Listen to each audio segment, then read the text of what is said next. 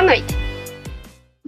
Com muita alegria, damos as boas-vindas a todos e a todas presentes nessa sessão de apresentação oral de trabalhos da 4ª Mostra Tecnológica Educação Ciência, MTEC, do Instituto Federal Farroupilha Campus Santo Ângelo, que nesse ano de 2020 se reinventou devido à pandemia da Covid-19, realizando suas atividades de maneiras online.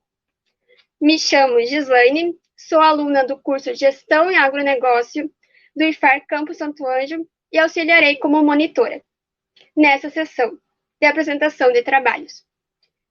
Sou mulher, tenho pele de cor clara, olhos castanhos, cabelo de cor preta, que nesse momento está amarrado, uso óculos e estou vestindo uma camiseta preta. E atrás de mim tem um guarda-roupa.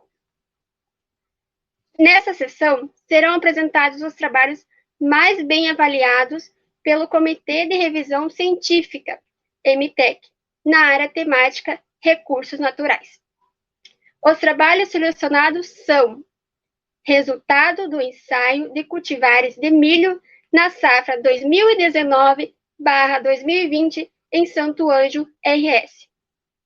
Distribuição temporal e espacial de simulidade increta e discreta em riachos da subbacia do rio Comandaí, na região hidrográfica do Alto Rio Uruguai, RS Brasil. Produtividade da mandioca cultivada com diferentes resíduos orgânicos. Para avaliação em loco, a sessão contará com uma banca examinadora, composta por servidores do IFAR Campus Santo Ângelo. Para essa sessão, a banca será composta pelos servidores Bianca Del Fari, técnica administrativa em educação, mestra em agronomia, e Manuela Schusbach Rodrigues, docente e doutorado em fisiotecnia. Assim, damos início às apresentações dos trabalhos na área temática Recursos Naturais, onde cada apresentador terá 10 minutos para explanar seu trabalho e, posteriormente, a banca fará suas considerações. É importante lembrar que os trabalhos mais bem avaliados serão certificados com o trabalho em destaque em suas respectivas áreas. Damos início à apresentação do trabalho Resultado do ensaio de cultivares do milho na safra 2019/2020 em Santo Ângelo, RS, de autoria de Pedro Henrique Christensen Bagatini, Renan Prestes, Anderson Murbayer, Gabriel Brits, Alisson João Sartori, Andrei Rosiski, Ivan Jacques Pressu, Luiz Henrique Louze. Passamos a palavra ao apresentador Pedro Henrique Christensen Bagatini, que terá 10 minutos para sua explanação.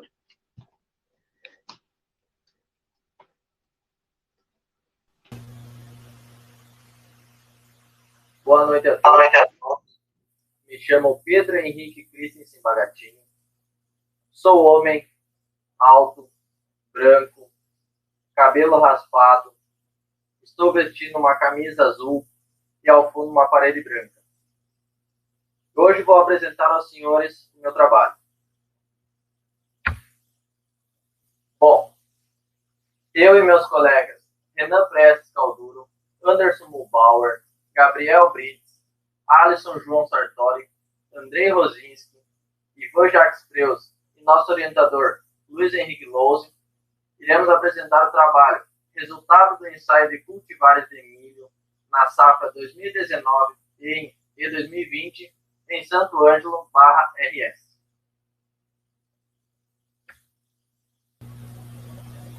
Bom, o milho é uma das culturas mais cultivadas no Brasil. Ela fica atrás somente da soja, que é uma das mais produzidas, e está à frente de culturas como o arroz, o trigo e a canola. O milho possui um alto valor nutricional. Ela é utilizada tanto na alimentação humana como alimentação animal. Sua casca contém muitas fibras, e o seu grão ele é rico em carboidratos, proteínas e vários sais minerais. O milho ela é uma cultura bastante responsiva à tecnologia. É uma das mais utilizadas em pesquisas. Hoje, possuímos centenas de híbridos e cada um com a sua finalidade. Possuímos milhos para silagem, onde eles produzem mais a sua parte vegetativa. Também possuímos milhos de produção, onde uns são mais resistentes, outros mais produtivos, um com espigas maiores. E o nosso trabalho é saber a resposta em caracteres produtivos dessas novas cultivares.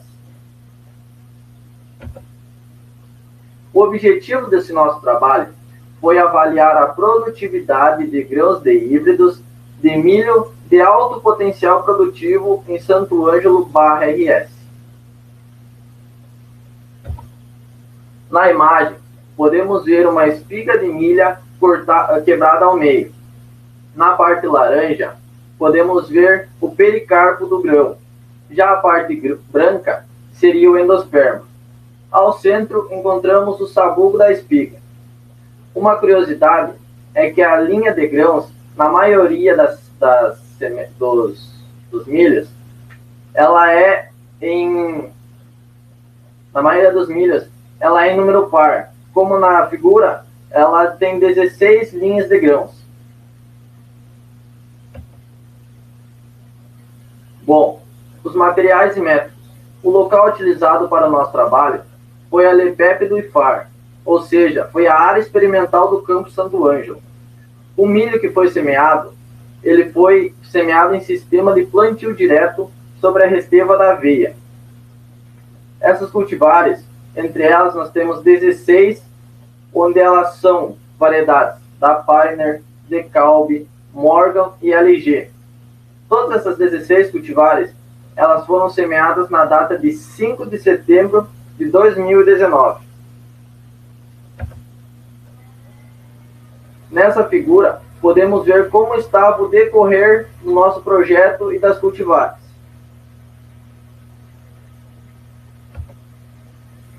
Bom, o nosso experimento ele foi conduzido em parcelas, com em torno de 36 metros de comprimento por 4,5 metros de largura, onde a nossa população de plantas ela ficou em torno de 70 mil plantas por hectare, e o espaçamento utilizado foi de 0,45 metros entre linhas. Esses híbridos eles foram implantados lado a lado em parcelas, e essas suas parcelas resultaram em torno de 162 metros quadrados cada. Na adubação, foi utilizado 450 kg de adubo organomineral Superbeck, na formulação 088, na sua linha de semeadura. Já a adubação de cobertura, ela foi aplicada em 2 vezes, sendo esses 78 kg divididos em 2 nos estágios V3 e V6 da planta.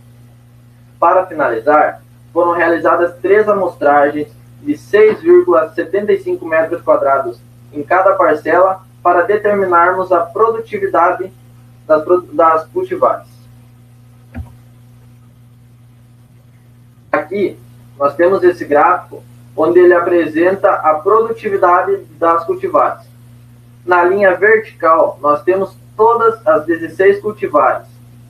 E na linha horizontal, nós temos a produtividade em sacas por hectare, onde começam de 0 sacas até 100 sacas.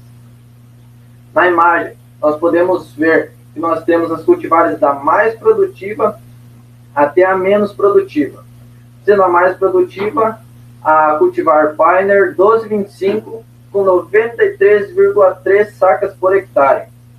E a menos produtiva, a DeKalb 177, que resultou em 63,3 sacas por hectare.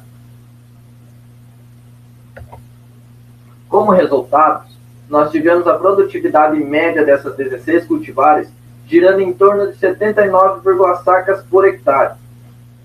Já as cultivares mais produtivas, nós tivemos a Pioneer 1225, a DeKalb 255, a Morgan 300, a DeKalb 345, DeKalb 240, Pioneer 3016, a Morgan 20A55, DeKalb 230 e LG 36300, com a sua produtividade variando em torno de 93,3 sacas por hectare a 80 sacas por hectare. Já as cultivares menos produtivas, como a DeKalb 177, LG 36790, Pioneer 3754, LG 3040, LG 6033, a Morgan A78 e DeKalb 290, variaram suas produtividades em torno de 63,3 sacas a 76,3 sacas por hectare. Como conclusão do nosso trabalho, nós podemos ver que existem várias diferenças de potencial produtivo entre esses híbridos. E uma delas foi o déficit hídrico no período crítico da cultura, onde a falta de chuvas resultou numa menor produtividade, num desenvolvimento não muito bom da cultura, onde isso resultou numa estimativa de quebra de produtividade em torno de 50% dessas cultivares. Se não tivesse ocorrido essa falta de chuva e a cultura conseguisse estabelecer seu alto potencial produtivo, nós teríamos resultados ainda melhores de algumas produtividades, até mesmo das cultivares que produziram muito pouco. Mas ainda assim, nós conseguimos obter ótimos resultados diante dessa pesquisa. Muito obrigado pela atenção dos senhores. Então, passamos agora a palavra para a banca.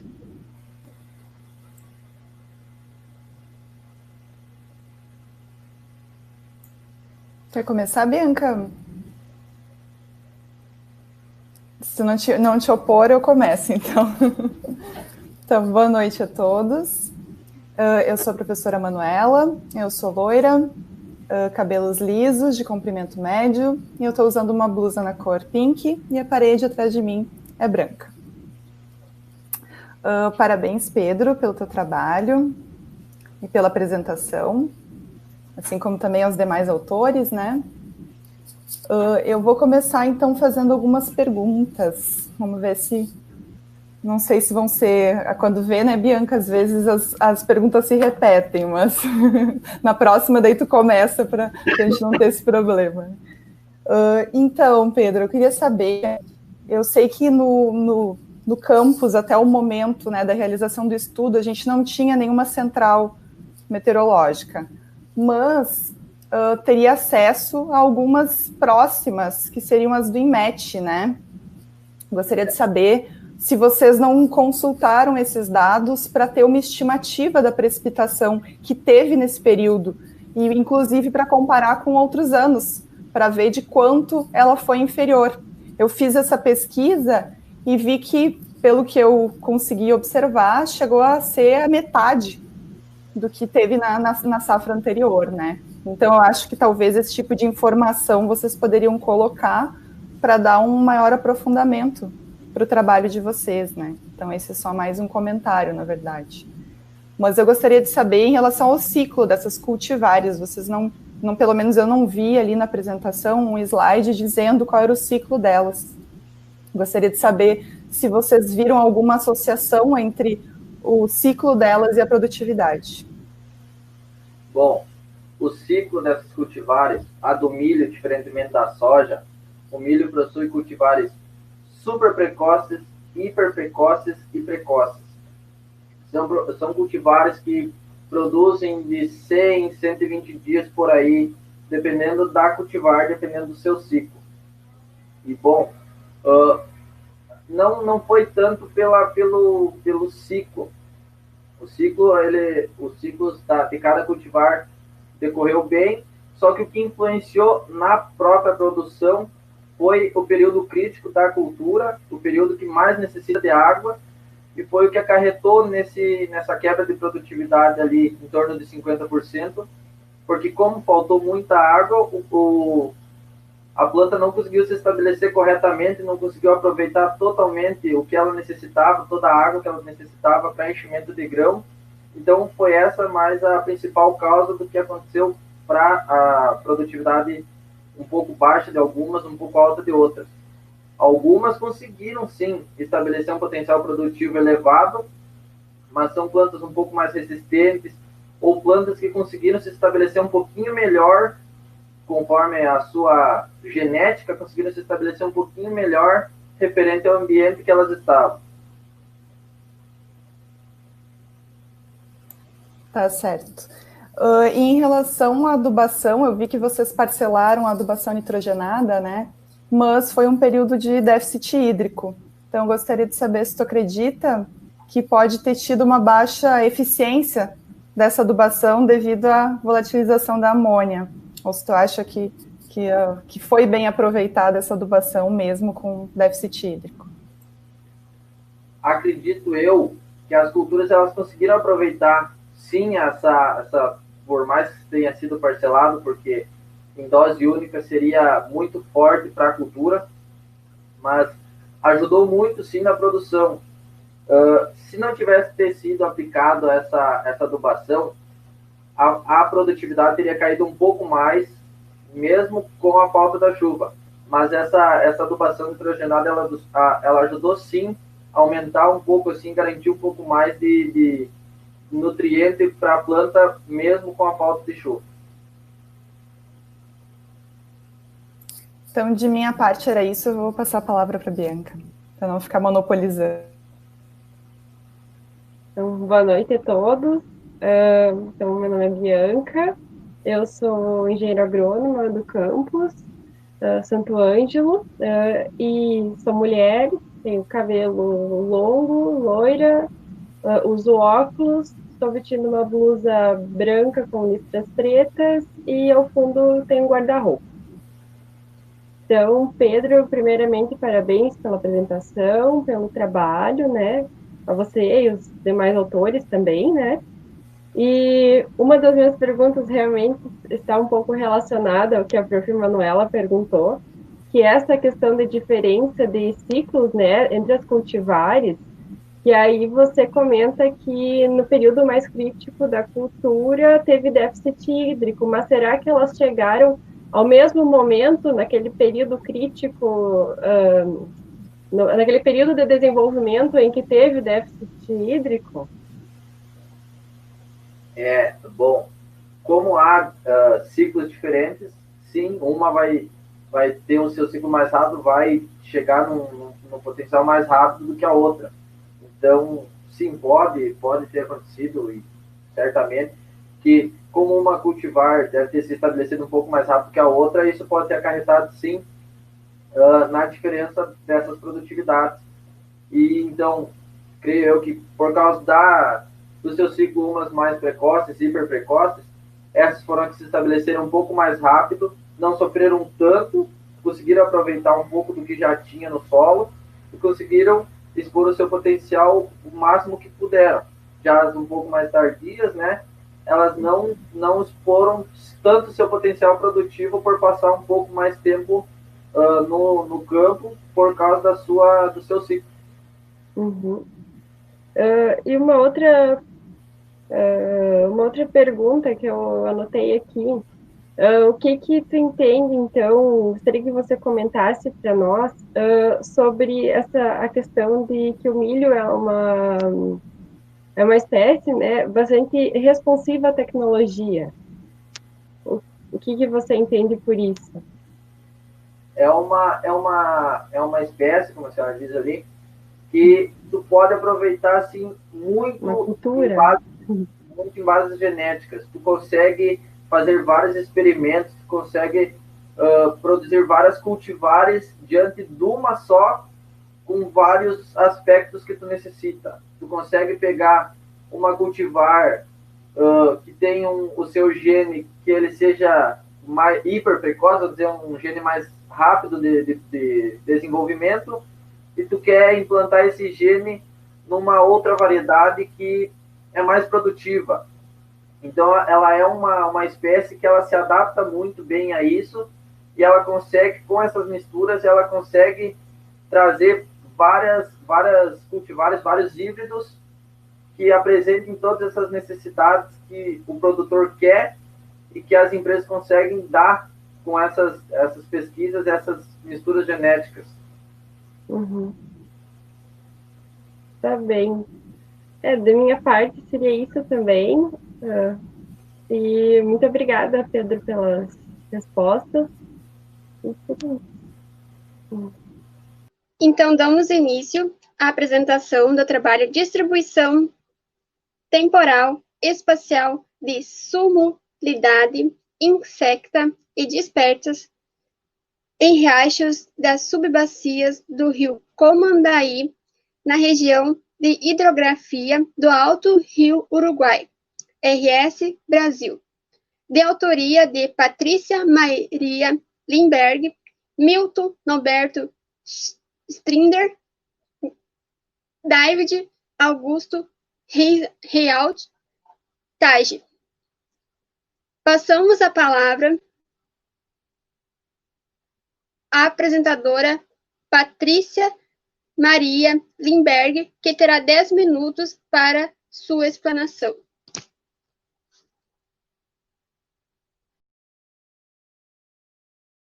Boa noite, me chamo Patrícia Limberger, faço parte do programa de pós-graduação em Ambiente e Tecnologias Sustentáveis da UF Cerro Largo e vou apresentar o trabalho intitulado Distribuição Temporal e Espacial de Simulide Insecta Diptera em riachos da subbacia do Rio Comandaí, na região hidrográfica do Alto Rio Uruguai, Rio Grande do Sul, Brasil. Sou mulher, pele clara, cabelos longos, com pontas claras, e ao meu fundo um guarda-roupa branco. Os coautores são o professor Dr. Milton e professor Dr. David. Estou apresentando de Cerro Largo, Rio Grande do Sul. Ok. Então, o que são os simulídeos, né? Os simulídeos, eles são da família Simulidae, e eles são conhecidos no sul do Brasil como os borrachudos, né? Eles possuem 2 ciclos de vida, basicamente, um deles é na fase imatura, basicamente na água, onde eles necessitam de água corrente para sua oxigenação e ovoposição, e já na fase adulta, então, uma característica importante também é que as fêmeas, elas apresentam um hábito hematófago, ou seja, elas precisam da picada de seres humanos ou animais domésticos para completar a sua ovoposição. Aqui ao lado a gente tem uma figura do ciclo de vida, então, onde a gente pode ver os ovos, a evolução das larvas, a pupa e, posteriormente, a fase adulta do inseto. Ok. Então, eles ocorrem em todas as regiões geográficas e eles são considerados, por isso, eficazes bioindicadores da qualidade de água dos rios, uma vez que geralmente em águas onde contém maior quantidade de nitritos, nitratos, Escherichia coli, é que eles são mais ocorrentes. Aqui a gente pode ver 4 imagens das fases imaturas, onde elas estão fixadas no substrato. Ok?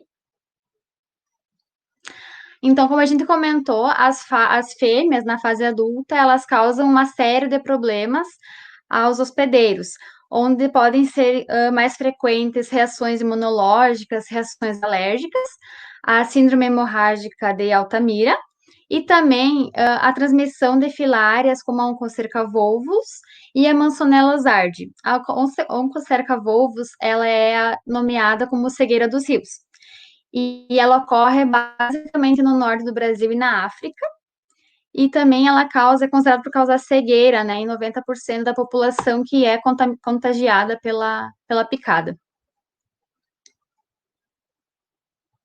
Ok? Então, em relação aos nossos métodos, para a gente conhecer essa distribuição ao longo da subbacia do Comandaí, a gente coletou as formas imaturas, ou seja, pulpas e larvas, em diferentes escalas espaciais e temporais. Nosso período amostral foi de setembro de 2016 a julho de 2017, em 27 pontos amostrais. As estações estudadas, então, foram primavera e outono. Os pontos, eles foram escolhidos conforme a acessibilidade e também a correnteza. Ok? Aqui nós temos um mapa da bacia hidrográfica e das subbacias do Rio Grande do Sul. Aqui a gente pode ver a região noroeste e logo acima do Rio Ijuí encontra-se o Rio Comandaí. A nossa pesquisa, ela compreendeu a subbacia do Comandaí, são os riachos adjacentes à bacia, que são considerados, que são divididos na região alta, média e baixa, e em cada parte, a cada 3 partes da bacia, a gente dividiu elas com 9 riachos, cada 3 riachos pertencem a cada área da bacia.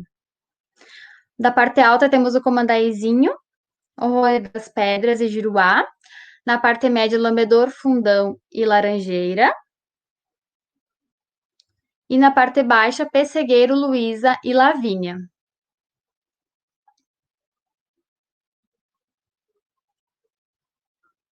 Ok.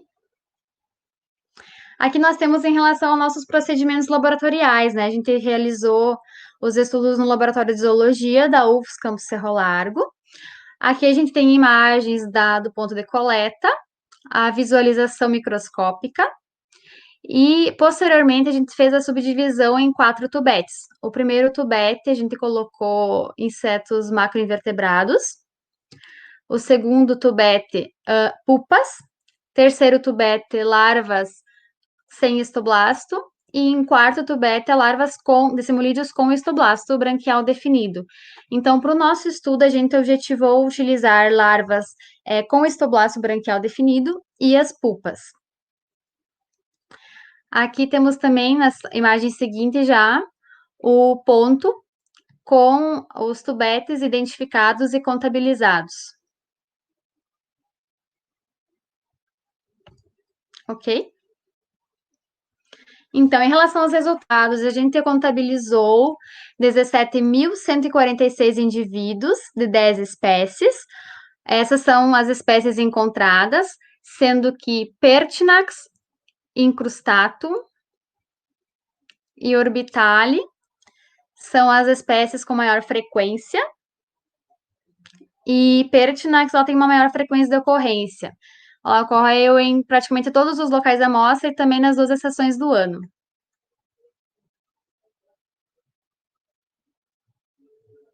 Ok? Em relação à riqueza e distribuição das espécies, a gente pode perceber que o ponto médio ele teve maior abundância de espécies. Aqui a gente objetivou a 6 espécies de maior frequência e de maior abundância. Ok? A gente teve uma maior abundância de indivíduos na primavera, mais calor, mais abundância de indivíduos e também diversidade de espécies.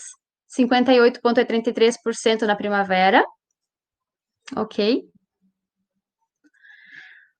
Ainda em relação à riqueza de espécies, a gente encontra uma maior espécies, a maioria das espécies elas foram coletadas em ambas as estações, com exceção de Perflavum e Lucianium. Perflavum no outono e Lucianium na primavera. Aqui a gente tem as espécies indicadoras por estação. Basicamente, as espécies indicadoras, elas são espécies que se sobrepõem das outras e que se identificam mais com o habitat do local, e também da estação. Para outono, nós temos a Perflavum como espécie indicadora, e na primavera temos Orbitalia, Jujuense e Incrustatum. Em relação à abundância por espécie, estação do ano, aqui a gente tem as 2 estações de coleta e também 3 espécies mais abundantes, né? A gente pode observar que Pertinax tem uma maior abundância nas 2 estações e também na primavera tem um aumento da Incrustatum. Ok?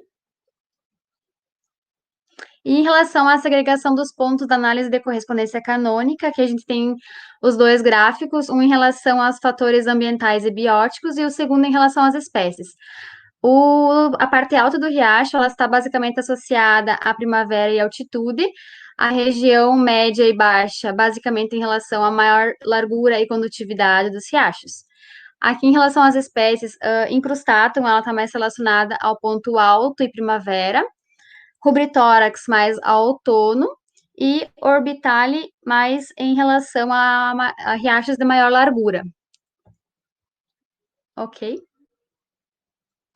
Então, algumas considerações finais. No presente trabalho foram identificadas 10 espécies para a subbacia do Comandaí. As espécies mais frequentes foram Pertinax, incrustatum e subpálido.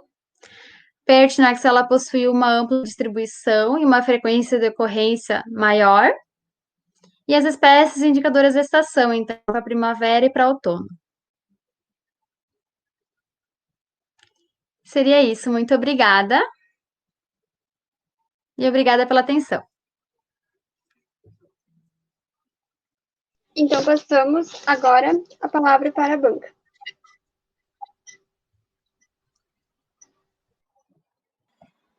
Então, boa noite. Acredito que agora vamos revezar um pouquinho. Vou iniciar. Parabéns, então, Patrícia, pela apresentação, pelo trabalho. Ficou bem dentro do tempo, então você aproveitou bastante, quase 10 minutos, assim, aproveitou bem o tempo. Apresentação foi bem explicado toda a questão, né? E eu tenho uma pergunta para ti relacionada, assim, você comentou no início que o borrachudo, então, né, ela é uma espécie indicadora também de qualidade de água. E as espécies, assim, elas têm alguma relação, por exemplo, tal espécie é de ambientes com água que tem mais nitrito, por exemplo, alguma questão, assim, relacionada que vocês também tiraram alguma conclusão? Sim, sim. Tanto que a Pertinax, ela já por ter esse problema das picadas, ela é bem comumente encontrada na região sul do Brasil. E ela tá bem relacionada a essa parte da poluição. Uhum. Geralmente a gente não finalizou bem os estudos ainda, mas elas estão bem em pontos específicos onde tem suinocultura ou foz, né? Também, onde tem bastante poluição, geralmente. Uhum. E uma curiosidade, elas são transmissoras de doenças, e esses mosquitos que a gente tem aqui são também? Na nossa região, não. Para mansoleose e para oncocercose, não. Porque elas são... as filárias, elas não se adaptam, digamos assim, né? Elas não tem risco da gente, a princípio.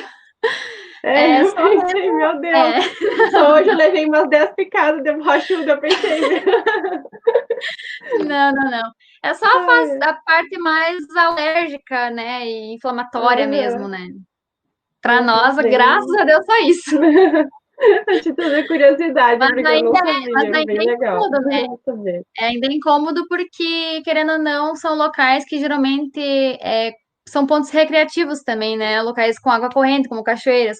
O Comandei é repleto de cachoeiras lindas, que aglomeram pessoas, que sofrem com as picadas, e isso gera também um transtorno, um desequilíbrio do próprio comércio, né? Da própria parte econômica também, além da saúde, né?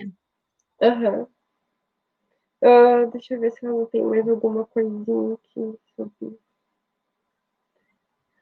seria isso que eu anotei aqui, que eu fiquei bem curiosa para saber. Eu achei interessante essa questão também além do indicador da estação, né? Porque as espécies, elas têm diferentes comportamentos, né? Sim. Bem joia, bem interessante o trabalho de vocês. Muito obrigada, então. Obrigada. Obrigada. Então tá. Boa noite, Patrícia. É bom começar, né, Bianca? Porque algumas perguntas se repetem, duas se fizeram, não tem problema. Eu preparei mais. Não, eu ia até dizer, Patrícia, que parabéns pelo trabalho, que são trabalhos diferentes, né? O trabalho, no caso do Pedro, é mais um trabalho de graduação, né? O teu já é um trabalho de pós, né? Então, a gente assistindo já vê diferenças, né? Então, o que eu ia te comentar contigo é que eu tinha pensado também nessa questão das doenças, já tinha previsto mas como tu falou que não ocorrem, né, que não são comuns, então eu te pergunto, vocês não fizeram análise de água, então? Não, Aí, só vocês pretendem fazer? Na verdade, essas pesquisas elas já foram feitas há um tempo. Elas foram feitas nem por mim, né? Foi feito pelo grupo de pesquisa já anteriormente. Então, é uma pena que eu não pude participar das coletas, do trabalho a campo, né? E isso faz falta hoje para mim, né? Por conhecer mais, né, sobre a bacia, né, e os arroios. Eu ia te perguntar, a próxima pergunta. Eu sinto falta de dados e mais características da própria área para análise. Isso facilitaria e ajudaria bastante. Que isso acaba enriquecendo, né, o trabalho depois para publicar, né? Quais os caracteres que permitem a distinção entre essas espécies e se foram vocês que fizeram a identificação? Sim. Ou geralmente, se vocês mandaram para algum taxonomista. Na verdade, o meu orientador, o professor Dr. Milton, ele já trabalha há muito tempo com simulídeos, né, com borrachudos, e já tem um histórico bem aprofundado nessa parte. Então, ele que fez as identificações para nós. A gente consegue identificar a partir quando ela forma como se fosse uma manchinha, né, na nuca dela, vamos supor assim, na parte traqueal dela, né? Nessa parte ele já consegue identificar qual espécie. Claro, elas são muito parecidas entre si nessa fase, né? Então são pequenas características, tamanho, nas pulpas é o comprimento da parte torácica dela, então são mínimos pequenos detalhes, né, que são levados em consideração para identificação. E eu só ia te perguntar, como é que vocês realizaram as coletas? Tu sabe, que tu não mencionou ali o que vocês utilizaram, né? Se vocês utilizaram redes, não sei. E como é que se deu a criação depois delas? Porque vocês pegaram elas pequenas e até atingir a idade adulta para depois poderem identificar, né? Eu não sei se foi assim. Na verdade, a gente só pegou elas na fase imatura e conservou em álcool. A gente não aguardou elas. A identificação se deu na fase matura, então. Isso. Tá. Aí a gente coletou, teve os pontos amostrais, em média de 30 por 30, e daí foi coletado, digamos, com vidro, com pinça, com, né, alguma amostra do local. Se tinha vegetação, foi pegado parte da vegetação local, que foi colocado nos tubos, né? Tudo dentro ali, galho, pedra, terra, tudo que tinha uma amostrinha daquele ponto. E desse ponto, então, a gente foi feita a triagem, onde a gente separou os macroinvertebrados, que são outros insetos que vivem também, são animais bentônicos, e também por pupa, por larvas sem e larvas com histoblasto. A gente só identificou a parte imatura, a gente não esperou elas eclodir, né? Enfim, foi só nessa parte do ciclo de vida delas. Eu só fiquei na dúvida porque depende do inseto com que se trabalha, né? Às vezes precisa esperar o estágio adulto para conseguir identificar. Tem sido feitos estudos, né? Eu li alguns estudos que tratam desse tipo de. Tá. Daí a minha última pergunta para ti, então, é em relação à análise estatística. Vocês utilizaram análise de correspondência canônica, né? E eu vi que dei uma pesquisada sobre esse método e eu vi que, na verdade, são matrizes que vocês utilizam, né? Então, eu gostaria que tu explicasse, porque no teu trabalho está escrito que a CCA mostrou relação significativa apenas no primeiro eixo. Queria que tu falasse o que isso significa, porque, pelo que eu vi, se utiliza matrizes e tu falaste em matrizes com dados abióticos e bióticos. Então, se tu puder dizer quais foram esses dados que vocês usaram, né? E depois só explicar, então, o que significa essa relação significativa só nesse primeiro eixo. Sim, para o primeiro eixo significa que é mais voltada para os riachos. Digamos, a parte alta da bacia, ela ficou mais no lado direito, quer dizer, a parte ficou mais no lado esquerdo superior. Ela é mais do eixo X.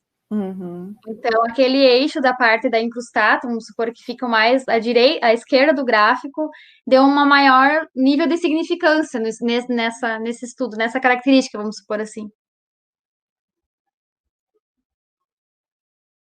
Acho que era isso que eu entendi? Talvez. Não, queria saber também, não sei quais foram os dados que vocês usaram nessa CCA, porque eu vi que são dados também de temperatura, não sei se vocês analisaram essas coisas também. Sim, temperatura, pH, oxigenação, a largura do arroio, altitude. Nossa, lembrando aqui. Não, era mais isso que eu queria saber mesmo, quais foram os dados. Né? Condutividade. Tá perfeito, está respondido. Obrigada. Obrigada. Damos início à apresentação do trabalho Produtividade da mandioca, cultivadas com diferentes resíduos orgânicos, de autoria de Denner Silveira, Mencil, Augusto Somavila, Rafael Tobias, Edmilson Serrezer, Pedro da Silva, Estefânio Antônio, Emanuele Jungues, Cleudio José, e passamos a palavra ao apresentador Denner Silveira Mansell, que terá 10 minutos para sua explanação. Boa noite a todos. Meu nome é Denner. Eu possuo pele clara, olhos castanhos, cabelo curto e preto, barba baixa. Estou usando uma camisa polo azul escuro e atrás de mim tem uma parede de cor branca. Eu sou aluno do curso Bacharelado em Agronomia do Instituto Federal Farroupilha, Campus São Vicente do Sul. Atualmente estou no 7º semestre.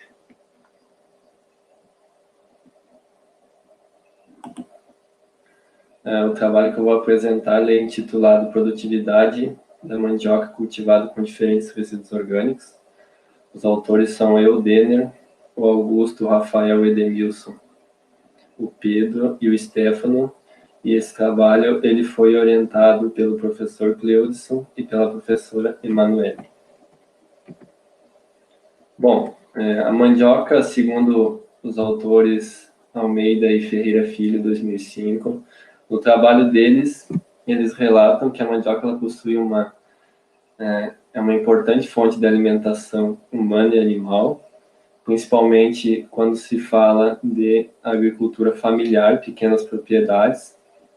Então, essa cultura ela tem uma grande importância nesse contexto. Com base nisso, se torna importante buscar alternativas para melhorar a produtividade dessa cultura nesses ambientes, de forma em que essas alternativas elas sejam de baixo custo e que contribuam para aumentar esses índices produtivos da cultura. Então, a partir dessas afirmativas, o objetivo desse trabalho é avaliar a produtividade da mandioca cultivada em diferentes tipos de resíduo orgânico na depressão central do estado do Rio Grande do Sul. Então, o trabalho ele foi realizado no campo experimental do Instituto Federal Farroupilha, Campus São Vicente do Sul, município de São Vicente do Sul, no período de novembro de 2019 a maio de 2020. Os tratamentos utilizados foram 2 tipos de resíduos orgânicos que estavam disponíveis no campus, né? Um deles é a cama de aves e o outro é a cinza de casca de arroz, e além da testemunha que ficou sem nenhuma adubação orgânica. O genótipo de mandioca utilizado para esse experimento, ele não possui registro, ele é popularmente conhecido pelos produtores da região como vassourinha ou pissigueiro, e o plantio das manivas foi realizado em camalhões que foram preparados no início do inverno e foi se adicionado esses camalhões a aveia preta com o objetivo de formar palhado, né, cobertura vegetal morta, para o posterior plantio dessas manivas. Aqui, nessa primeira figura, ela demonstra as covas que foram feitas para a implantação dessas manivas. Elas estão espaçadas entre si na fileira em torno de 80 centímetros. Então, vejam bem na imagem que a gente possui uma cobertura de palha de aveia bem densa, bem satisfatória.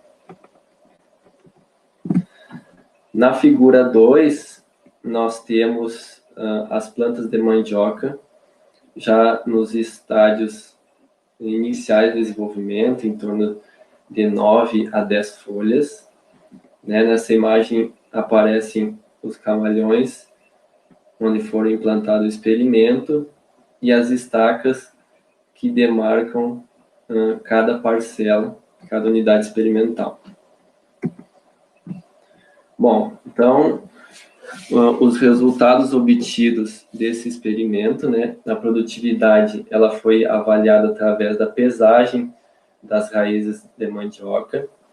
A média de produtividade obtida foi em torno de 21.843 quilos por hectare de cama de mandioca cultivada com adubação orgânica de cama de aves, 20.487 quilos por hectare de mandioca cultivada em cinza de casca de arroz e 21.843 quilos para a testemunha, 20.487 quilos por hectare para a cama de aves e 19.296 quilos por hectare para a cinza de casca de arroz. Esses valores, a partir do teste de médias de Tuckey a 5% de probabilidade de erro, eles não diferiram estatisticamente entre si. Um dos fatores, né, que talvez tenham contribuído para essa dificuldade, né, para esse não diferimento estatístico dessas adubações e pela produtividade um pouco abaixo do normal esperado pela cultura, é que nesse período ocorreu uma severa estiagem.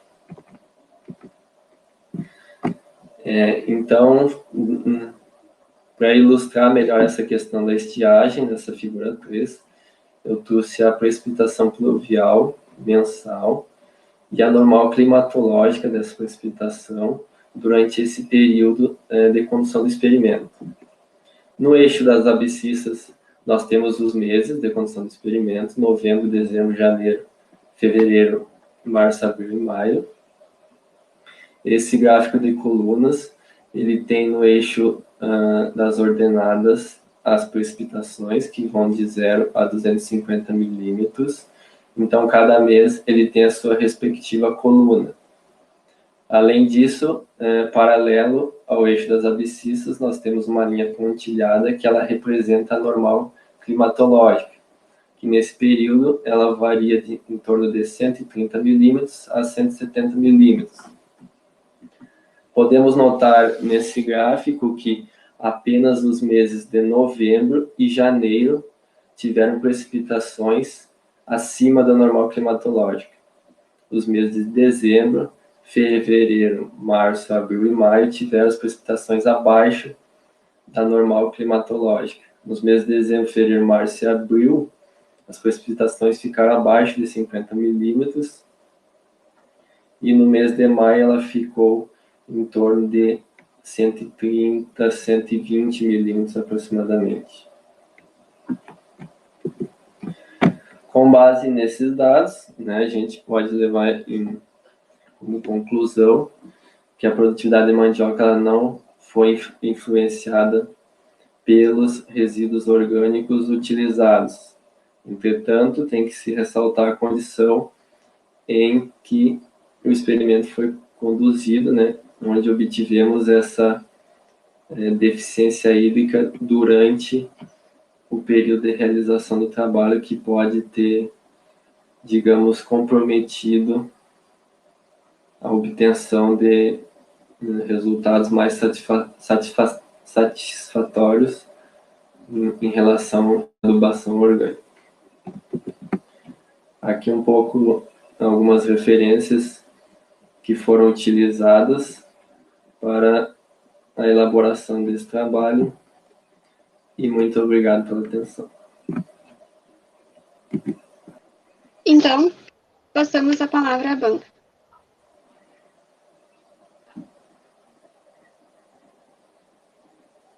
Boa noite, Denner. Parabéns pela tua apresentação, pelo trabalho. É muito interessante. Eu gostei que tu colocou o gráfico com a precipitação. Eu já ia falar, né? Porque no resumo eu dei uma revisada e não estava. Então, parabéns por ter pensado, né? E já ter incluído na apresentação. Eu ia te dar só fazer um comentário, né? Para trabalhos futuros, que geralmente o título a gente coloca sempre embaixo da figura, em cima na tabela. Mas só um comentário, tá? Para ti já para os próximos trabalhos. Eu queria te perguntar sobre o camalhão. Tu não acha que em condições de déficit hídrico ele pode até ter tornado as plantas ainda mais suscetíveis ao estresse hídrico? O solo de São Vicente, ele é um solo solo arenoso e ele é um argissolo, na verdade, né, arenoso. Ele tem um problema em anos, digamos que normais, tá, que a gente não tem deficiência hídrica. Ele é um solo que tem muito problema de umidade, sabe, a questão chove, ele fica muito úmido mesmo na coxilha, a coxilha parece uma várzea às vezes. Então a gente optou por essa questão de fazer o camalhão para que se houvesse uma melhor drenagem, né? E para que evitar, por exemplo, o apodrecimento de raízes. Entretanto, claro que num ano atípico de deficiência hídrica, a gente teve esse problema e ele acabou drenando demais, né? Mesmo se tendo uma cobertura vegetal, uma cobertura de palhada morta, o déficit hídrico foi muito grande, então não ajudou muito a palhada. Em relação à densidade e espaçamento, eu sei que às vezes não se coloca, né, quando se trabalha com mandioca, mas eu dei uma pesquisada, eu vi que tem trabalhos que informam, eu não sei se tu sabe informar qual foi o espaçamento que vocês usaram. O espaçamento que a gente utilizou foi em torno de 80 centímetros entre plantas na fileira, no camalhão, e mais ou menos a mesma distância também entre os camalhões de 80 centímetros. Tá. Só mais uma pergunta, então, para não esgotar, né, Bianca, todas as possibilidades de pergunta. Eu ia te dizer, assim, que vocês concluem que, na verdade, não teve influência, né? Por quê? Porque não teve diferença entre os tratamentos significativa. Mas eu só ia comentar que, na verdade, segundo o IBGE, a produtividade média de mandioca em São Vicente do Sul é 12 toneladas por hectare. E o rendimento médio no Rio Grande do Sul é 17,4. Então, né, eu acredito que tu atribui, no caso, essa maior produtividade de vocês, inclusive na testemunha, ao manejo da adubação ou à fertilidade natural do solo? Acredito que talvez a fertilidade natural do solo, né? Porque na testemunha nós não usamos adubação e ela até foi superior, né, com a adubação, claro, não diferiu estatisticamente, né, mas ela foi uma produtividade maior da testemunha. E é uma questão natural do solo, né? Não tem muito o que comentar mais, acho que é isso aí. Tá certo, por mim, tá, de minha parte está respondido, tá? Obrigada. Obrigado. Então, boa noite, Denner. Parabéns pelo trabalho, parabéns pela apresentação. Quanto ao tempo, que é um dos critérios, né, que a gente precisa avaliar, foi dentro do tempo, também aproveitou bem o tempo disponível. E as perguntas, realmente, a gente acaba repetindo um pouco, Né, uma das perguntas que eu tinha anotado aqui é a questão, né, se o solo encharcava muito pela opção, né, de ter optado pelo opção, pela uso do camalhão, né, se era um solo que encharcava, então acho que já respondeu. Outra questão, quantas plantas por parcela vocês usaram para fazer a avaliação? Em torno de 5 plantas. 5 Retirando, plantas. isso, retirando-se as 3 centrais ali para efetuar a medição. E quantas plantas que tinham na parcela, você saberia dizer? Por parcela, 5 plantas. Ah, tinha 5 ao total. E daí. Isso. Não, cada unidade experimental, 5 plantas. Aí vocês usaram toda a parcela daí para Não, as fazer as as três 3 centrais. centrais. Ah, Isso. é que vocês fizeram. Como que era a parcela? Era uma linha, assim. Isso, Era o camalhão. o camalhão, ele é uma linha. Então, Uhum. nós tínhamos, ao total, eram 5 camalhões. 3 obtínhamos experimentos e 2 eram bordadura. Aí a gente optou por tirar as 3 centrais também de cada unidade experimental para desprezar o efeito de bordadura ali, né, de Sim, entendi. questão de luz. Uhum. Uma outra questão, quanto à análise, vocês chegaram a fazer a análise da cama de aves, da cinza, da casca do arroz, para a quantidade, daí porque elas variam bastante, né, a concentração de nutrientes em cada uma. Vocês mais ou menos deixaram a mesma quantidade, o cálculo foi para atingir a mesma quantidade, digamos assim? Elas, sim, foram submetidas à análise laboratorial, até para ver a questão da umidade que elas estavam, né? E também, principalmente, o principal nutriente que a gente vai encontrar nelas é nitrogênio. Então, a gente efetuou o cálculo das quantidades conforme o manual da adubação e calagem. Certo. Da minha parte era isso. Muito obrigada. Obrigado. Nos encaminhamos para o encerramento. Lembramos que todos os trabalhos submetidos e aprovados na quarta MTEC estarão disponíveis em breves na forma anais, no site do evento www.infarfarroupilha.edu.br/MEC.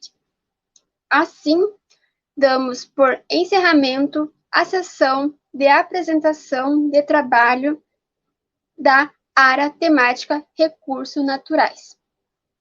Parabenizando e agradecendo aos apresentadores e apresentadoras de trabalhos, os autores e as autoras, e a banca examinadora e a comissão organizadora da quarta MTEC.